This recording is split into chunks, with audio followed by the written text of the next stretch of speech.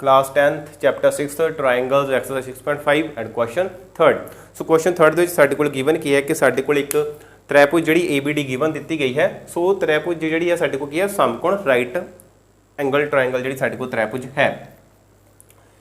ਸੋ ਜਿਸ ਵਿੱਚ angle A ਸਾਡੇ ਕੋਲ ਦਿੱਤਾ ਗਿਆ ਹੈ 90 ਡਿਗਰੀ। ਸੋ ਅਸੀਂ A ਤੇ 90 ਡਿਗਰੀ ਸਾਡੇ ਕੋਲ ਬਣਿਆ ਹੋਇਆ ਹੈ।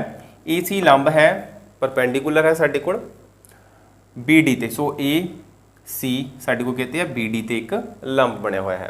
सो दर्शाओ या सिद्ध करने दे साढ़े को दिता गया है तीन भाग दिते गए हैं। पहला है B square equal to BC into PD। So इत्थे असी मिसटेक की करते हैं कि पहली गल कि असी क्वेश्चन देख के ही बच्चा जिहड़ा कन्फ्यूज हो जाता है। सो स्टूडेंट को कदे भी क्वेश्चन देख के कन्फ्यूज नहीं होना चाहिए। सो साडा जिहड़ा क्लास लगाने का मतलब यही है कि असी ईजी मैथड लईए जिस दे नाल सानू क्राइम ना करना पवे। सो जिस दे नाल सानू क्राइमिंग ना करनी पवे या रट्टाफिकेशन ना करनी पवे। सो असी एक मैथड होवे जिस दे नाल असी क्वेश्चन नू जिहड़ा कि सॉल्व कर सकीए। सो सब तो पहली गल एक त्रिभुज ABC है जिहड़ी कि दो भागां दे विच वंडी गई है। सो असी यही लाइन सब तो पहला लिखते हैं। सोल्यूशन साडा होवेगा त्रिभुज तो साडे कोल जिहड़ी सॉरी BAD है BAD AC लंब नाल दो भागां विच वंडी जांदी है। सो ये साडे कोल किहड़े दो भागां दे विच वंडी जांदी है। एक आंदा साडे कोल त्रिभुज CBA अते दूसरा भाग साडे कोल आंदा है CAD। सो त्रिभुज CAD। सो इस तरह साडे कोल ये जिहड़ी वड्डी त्रिभुज है ABD समरूप होएगी त्रिभुज CBA। फिर ये समरूप होएगी ABD त्रिभुज CAD। सो इस तरह दोवां दे साडे कोल समरूप हो जाती है। सो ये साडे कोल क्यों आती है साडे कोल कंसैप्ट हुंदा है एक शिखर लंब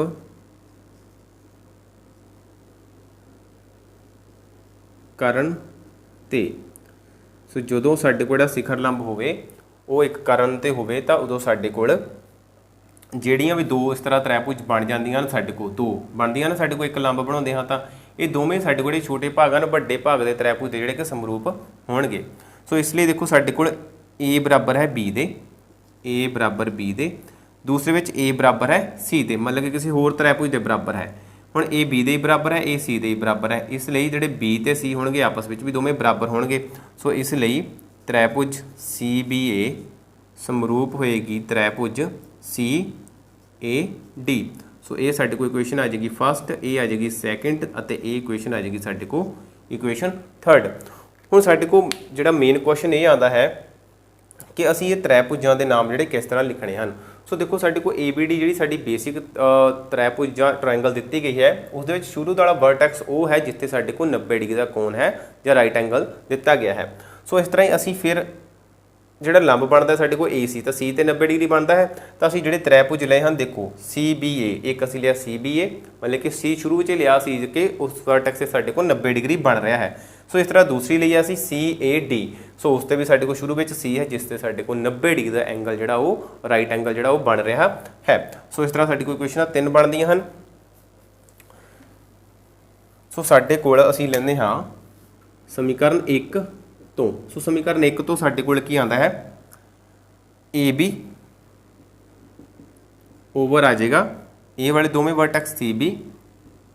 फिर साडे कोल नैक्सट टू पॉइंट्स आएंगे BD ओवर आ जाएगा साडे कोल BA।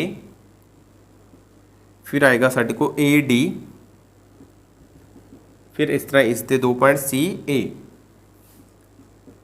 हुण A साडे कोल आंदा है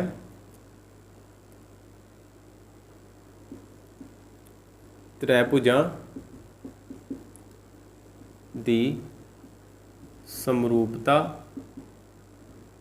थ्योरम तो। मतलब कि जो दो त्रिभुज समरूप होंदे हैं तो साडे कोल उन्हां दी संगत भुजावां दा अनुपात जिहड़ा हुंदा है वो समान अनुपात विच हुंदा है। मतलब कि जिहड़ी रेशो हुंदी है कोरसपोंडिंग साइड दी वो प्रपोर्शन दे विच हुंदी है। ਹੁਣ ਦੇਖੋ ਸਾਡੇ ਕੋਲ ਰਿਜ਼ਲਟ ਦੇਖੋ ਸਾਡੇ ਕੋਲ ਕੀ ਬਣ ਰਿਹਾ ਹੈ, ए बी ਸਕੁਅਰ ਚਾਹੀਦਾ ਸਾਡੇ ਕੋਲ। ਸੋ ए बी ਸਕੁਅਰ ਇਸ ਵਿੱਚ ਦੇਖਦੇ ਸਾਡੇ ਕੋਲ ਬਣਦਾ ਹੈ। ਜੇਕਰ ਅਸੀਂ ਇਸ ਦੇ ਵਿੱਚੋਂ ਕੋਈ ਦੋ ਰੇਸ਼ੋ ਲਈਏ ਤੇ ਉਹਨਾਂ ਨੂੰ ਤਿਰਛੀ ਗੁਣਾ ਕਰੀਏ, ਦੇਖੋ ए बी ਨੂੰ बी ए ਨਾਲ ਗੁਣਾ ਕਰੋ, ए बी ਇਸ ਨੂੰ ए बी ਲਿਖ ਸਕਦੇ ਹਾਂ, ਸਾਡੇ ਕੋਲ ए बी ਸਕੁਅਰ ਆ ਗਿਆ। ਫਿਰ ਦੇਖੋ ਸਾਡੇ ਕੋਲ बी सी है ਅਤੇ बी डी है, बी सी बी डी ਬਣਦਾ ਹੈ, ਇਸ ਲਈ ਅਸੀਂ ਲਿਖਦੇ ਹਾਂ ए बी ਓਵਰ ਇਹਨੂੰ ਸਹੀ ਲਿਖ ਲਓ बी सी ਲਿਖ ਲਓ ਬਰਾਬਰ बी डी ਓਵਰ ਇਹਨੂੰ ਸਹੀ ਲਿਖ ਲਓ ए बी ਲਿਖ ਲਓ। ਸੋ ਅਸੀਂ ਕਰਦੇ ਹਾਂ ਤਿਰਛੀ ਗੁਣਾ, ਜਿਸ ਨੂੰ ਅਸੀਂ ਕਹਿੰਦੇ ਹਾਂ cross multiplication. So A B ਨੂੰ ए बी ਨਾਲ ਗੁਣਾ ਕਰਤੀ ਅਤੇ बी सी ਸਾਡੇ ਕੋਲ ਆ ਗਿਆ ਡਾਟ बी डी। ਸੋ ਡਾਟ ਲਗਾ ਲਓ ਜਾਂ ਗੁਣਾ ਲਗਾ ਲਓ, ਸਾਡੇ ਕੋਲ ਇੱਕ ਹੀ ਮਤਲਬ ਹੈ। ਸੋ ए बी ਨੂੰ ए बी ਨਾਲ ਗੁਣਾ ਕੀਤੀ, ਸਾਡੇ ਕੋਲ ਆ ਗਿਆ ए बी ਦਾ ਸਕੁਅਰ, ਸਾਡੇ ਕੋਲ ਆ ਗਿਆ ਇੱਧਰ B C into B D. So ਇਹ ਸੀ ਸਾਡਾ ਪਹਿਲਾ ਪਾਰਟ, ਭਾਗ ਪਹਿਲਾ ਜੋ ਸਾਡੇ ਕੋਲ ਪ੍ਰੂਵਡ ਹੁੰਦਾ ਹੈ। ਸੋ ਭਾਗ 1 ਸਿੱਧ ਕੀਤਾ। ਸੋ ਫਿਰ ਸਾਡੇ ਕੋਲ ਆਉਂਦੀ ਹੈ ਇਕੁਏਸ਼ਨ 2, ਸਮੀਕਰਨ 2 ਤੋਂ। ਸੋ ਦੋ ਸਮੀਕਰਨ ਲੈਂਦੇ ਆ ਸਾਡੇ ਕੋਲ, A B over C A over C ਬਰਾਬਰ ਆ ਜਾਏਗਾ ਸਾਡੇ ਕੋਲ B D over A D, B D over A D. So is equal to आएगा साढ़े को A D over C D. So पहले दो पॉइंट्स नैक्सट टू पॉइंट्स फिर फर्स्ट थर्ड इस तरह से रेशो जी बना ली है। सो सेम साढ़े को यही जी प्रॉपर्टी इधर लग जाएगी। सो इसलिए साढ़े को देखो की आता है, हुण ए सी स्केयर चाहिए है साढ़े को, इस ए सी स्केयर बन रहा किस तरह, मतलब कि नीचे भी ए सी हो ऊपर भी ए सी हो, ए सी है पर ऊपर नहीं है। सो थर्ड देखो साढ़े को ए डी का स्केयर, सो ए डी साढ़े को ऊपर दिता गया, इस साइड से साढ़े को नीचे भी है। सो इसलिए दोवें असी ये रेशो लेने हाँ, इसलिए B D over A D is equal to A D over C D. So फिर साढ़े को की आता है तिरछी गुणा क्रॉस मल्टीप्लीकेशन। देखो C D into B D, C D into B D is equal to A D ਨੂੰ ए डी ਨਾਲ ਮਲਟੀਪਲਾਈ ਕੀਤਾ, ਸਾਡੇ ਕੋਲ ਆ ਗਿਆ ए डी ਦਾ ਸਕੁਅਰ। ਸੋ देयरफॉर ਸਾਡੇ ਕੋਲ ਆ ਗਿਆ ए डी ਦਾ square is equal to B D into C D. So ਸਾਡੇ ਕੋਲ ਕੀ ਹੈ A D square is equal to B D into C D. So ਇਹ ਸਾਡਾ ਕੀ ਹੈ ਥਰਡ ਜਿਹੜਾ ਸਾਡੇ ਕੋਲ ਕਿਹਾ ਗਿਆ ਸੀ ਰਿਜ਼ਲਟ, ਜਿਹੜਾ ਸਾਡੇ ਕੋਲ ਉਹ ਸਿੱਧ ਕੀਤਾ। ਫਿਰ ਸਾਡੇ ਕੋਲ ਆਉਂਦਾ ਹੈ समीकरण 3 तो। So from equation third C B over C A is equal to B A over A D, is equal to C A over C D, ਹੁਣ देखो साढ़े को फर्स्ट प्रूफ थर्ड भी प्रूफ सैकेंड रह गया। ए सी स्केयर चाहिए है साढ़े को। सो एक साइड के उपर ए सी हो तो दूजे पास साढ़े को नीचे ए सी होना चाहिए है। तो देखो ए सी या सी ए इधर पिया है, इस तरह सी ए इधर पिया है। सो असी लेंगे इसलिए C B over C A is equal to C A over C D. So इसनों सही करके लिखो B C over A C is equal to A C over C D. So गुणा करते असी तिरछी गुणा, ये आ गया साढ़े को C B C into C D, ये दोवें आपस में गुणा is equal to A C नूं ए सी नाल गुणा की साढ़े को बन गया ए सी का स्केयर आ जाता है। सो इसलिए ए सी स्केयर साढ़े को आता है B C into C D. So देखते हैं साढ़े को रिजल्ट बन गया साडा A C square B C into D C या सी डी, साढ़े को कुछ भी हो सकता है। सो इसलिए साढ़े को जिहड़ा थर्ड सीगा असी वो भी दूसरा रिजल्ट सी वो भी असी सिद्ध किया है। सो सिद्ध किया। सो ये सी साडा क्वेश्चन नंबर थर्ड। सो उम्मीद करदा कि क्वेश्चन थर्ड है थानू क्लीयर हो गया होगा।